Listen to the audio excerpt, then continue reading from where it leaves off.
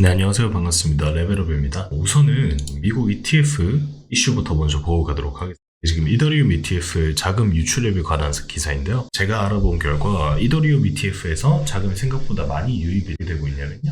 피델리티가 7,400만 달러를 유입을 했고요. 그 다음에 비트와이즈가 2,900만 달러를 유입을 했습니다. 그러면은 올라야겠죠. 그런데 문제가 발생했습니다.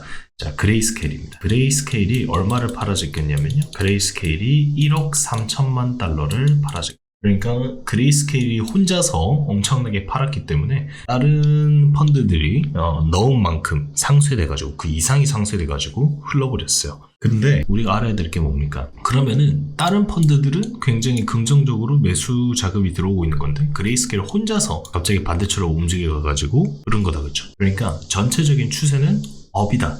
다시 한번 말씀을 드릴 수가 있겠고요. 그래서 그레이스케일 매도 물량만 어느 정도 소진이 되면은 무조건 상승으로 돌아설 것이다. 이렇게 볼 수가 있겠습니다. 자, 그 다음은 카말라 해리스 관련 이야기인데요. 아직까지 우리가 암호화폐에 대한 스탠스를 몰랐습니다. 왜냐하면 카말라 해리스가 과거에 암호화폐나 블록체인 시장에 대해서 이것저것 발언한 것도 많이 없고요. 그 다음에 공식 석사에서도 아직까지 발표를 한 적이 없었기 때문에 카말라 해리스가 어떤 스탠스를 가지고 있는지는 몰랐는데 슬슬 밝혀지는 것 같습니다. 알 수 있는 거는요. 카말라 해리스는 생각보다 반암호화폐적이라는 것. 자, 해리스 부통령이 예수빌 비트코인 컨퍼런스에 참여하지 않을 것이다 라고 공언을 했습니다. 자, 그래서 뉴스를 보자. AI가 어떻게 요약이 되냐면요.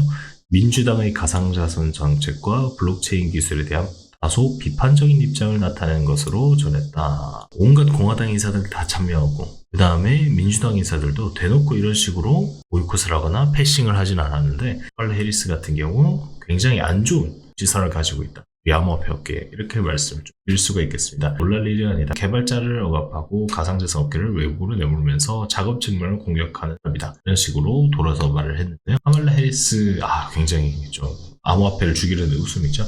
자, 카말라 해리스가 비트코인은 범죄자들의 돈이라고 말했다라는 찌라시가 돌고 있는데요. 24일 현지 시각 데이비드 베일리 비트코인 매거진 최고 경영자는 자신의 SNS, 트위터를 통해서 주요 민주당 기부자 한 명이 해리스가 사적으로 비트코인은 범죄자들의 돈이라고 말했다라고 전했다고 하네요. 사실상 이게 있잖아요. 내 친구의 친구가 그러던데 수준의 이야기이긴 합니다. 물론 저 돈 많은 친구들이니까 좀 다르겠죠. 그래도 친구들 한번 보자면은 비트코인 컨퍼런스에 불참하고 아직까지 조금 성명을 표명하고 있지 않은 걸 보면은 어느 정도 가능성은 있어 보입니다. 4년 동안 가상자산 산업을 망가뜨리고 게리 겟슬러와 엘리자베스 워렌을 최강 권력자로 게리 겟슬러는 여러분들도 모두 공감하실 테지만 지금까지 시장의 발목을 몇 번이나 잡았던 위인이죠.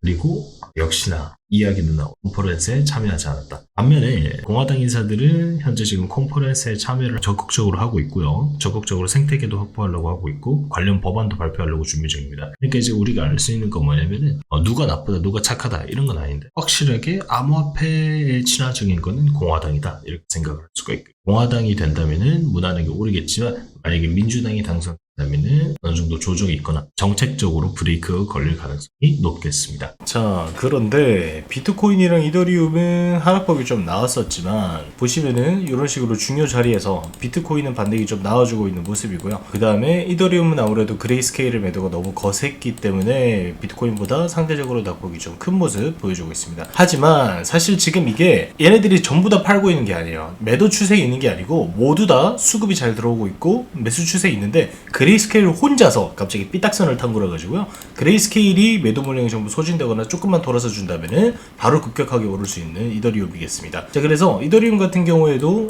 현재가에서 한번 매수를 해봐도 괜찮을 듯 싶고요. 비트코인 같은 경우에는 형태 자체, 추세, 수급 모두 괜찮기 때문에 오히려 단기적으로는 조금 더 강하지 않을까 이렇게도 생각을 해볼 수가 있겠습니다. 자, 우선은 만약에 비트코인이 전고점 근처까지 한 번 더 가게 된다면요. 어디가 매울 때가 되냐면은 자, 바로 69.6K입니다. 자, 69.6K쯤에서 비트코인이 한번 저항을 받을 것으로 보이고요. 이더리움 같은 경우는 우선은 수급이 좀 회복돼봐야 알겠지만 이더리움 같은 경우도 역시나 3,700달러 근처에서 한번 크게 저항을 받아줄 수가 있겠습니다.